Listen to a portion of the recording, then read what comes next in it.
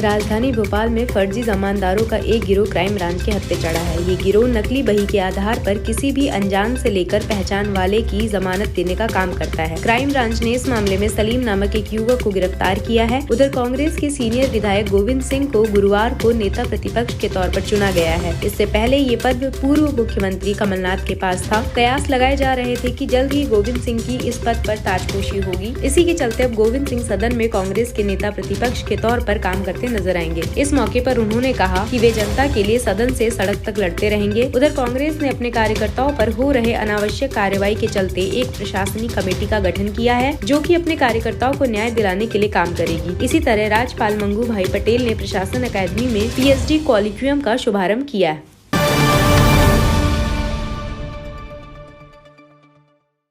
राजधानी की जिला अदालत में फर्जी तरीके से जमानत लेने वालों का एक गिरोह लंबे समय से सक्रिय है। इनमें से कुछ लोगों को पहले भी पकड़ा गया है। इसके बावजूद इस गौरव धंधे से वो बाहर नहीं आ पाए हैं। इसी को देखते हुए क्राइम ब्रांच ने एक बार फिर कार्रवाई की तो सलीम नामक जमानतदार को पकड़ा गया है, जिसके पास से 2 नकली बही भी जब्त की गई है। क्राइम ब्रांच अब इस मामले में नकली जमानतदारों की पहचान करने के लिए कई सारे दस्तावेज खंगाल रही है।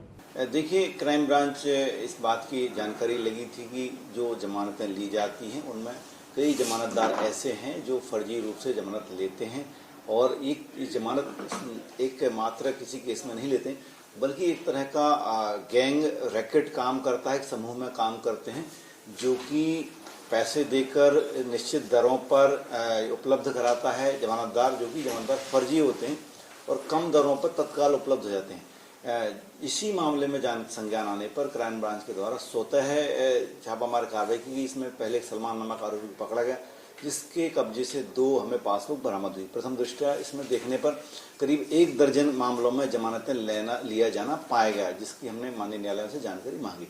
इस न्यायालयों में कुछ जमानतें फर्जीवाड़े की या कहना चाहिए ठगी के मामलों की थी और उसमें फिर फर्जीवाड़ा जमानत लेने में इनके द्वारा किया गया। लंबे समय तक नेता प्रतिपक्ष और प्रदेश कांग्रेस के मुखिया के तौर पर काम कर रहे कमलनाथ ने नेता प्रतिपक्ष का पद छोड़ दिया है। गुरुवार को गोविंद सिंह को नेता प्रतिपक्ष बनाया गया है। बता दें, गोविंद सिंह सबसे सीनियर विधायक हैं, जो कि कांग्रेस के टिकट पर 7 बार विधायक चुनकर आए हैं। डॉक्टर गोविंद सिंह जी को मैं बधाई देता हूँ कि वो उनको नेता प्रदेश कांग्रेस पार्टी ने बनाया है। इसमें कमलनाथ जी, दिग्विजय सिंह जी, पचौरी जी, सभी वरिष्ठ नेताओं की एक भूमिका रही है और मैं समझता हूँ ये कांग्रेस के लिए एक बहुत पॉजिटिव मूवमेंट।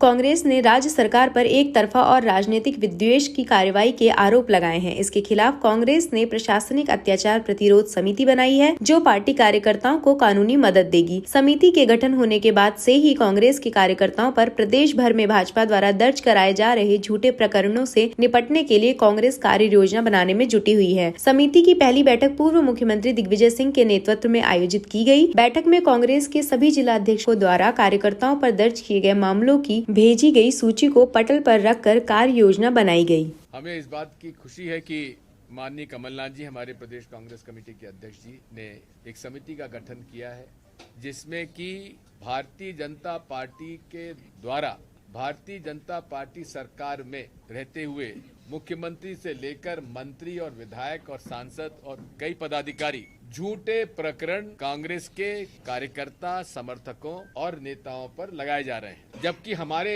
शिकायत पर कोई काम एक्शन नहीं हो रहा है। मुख्यमंत्री जी ने और मंत्रीगणों ने पद लेते समय संविधान की और ईश्वर की शपथ ली थी कि निष्पक्षता से काम किया जाएगा, लेकिन पूरे तरीके से पक्षपात किया जा रहा है। और दुख इस बात का है कि सरकारी अधिकारी, कर्मचारी और पुलिस भारतीय संविधान और न्याय और नियम और कानून के खिलाफ काम कर रहे हैं और जमानतें नहीं हो पाती।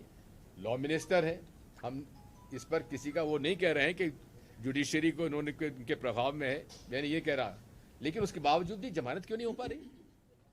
राज्यपाल मंगू भाई पटेल और उच्च शिक्षा मंत्री मोहन यादव ने शहर के प्रशासन अकादमी में Atal Bihari Vajpayee institute of good governance and policy analysis द्वारा ICSSR नई दिल्ली के सहयोग से प्रदेश के युवा PhD स्कॉलर्स के लिए PhD कॉलिक्वियम का शुभारंभ किया। PhD कॉलिक्वियम के लिए 7 विषय चिन्हित किए गए हैं, जो MP सरकार के प्राथमिकता वाले क्षेत्रों में हैं। कॉलिक्वियम का उद्देश्य मध्य प्रदेश में युवा स्कॉलर्स के लिए एक मेंटरशिप प्लेटफॉर्म उपलब्ध कराना और PhD शोध कार्य में मार्गदर्शन देना है।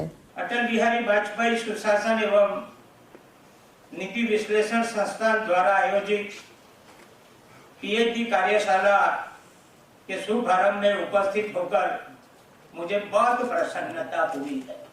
कौन से विषय पर विद्यार्थी पीएचडी करने जा रहे हैं, ऐसे भी लिस्ट मैंने देखा है।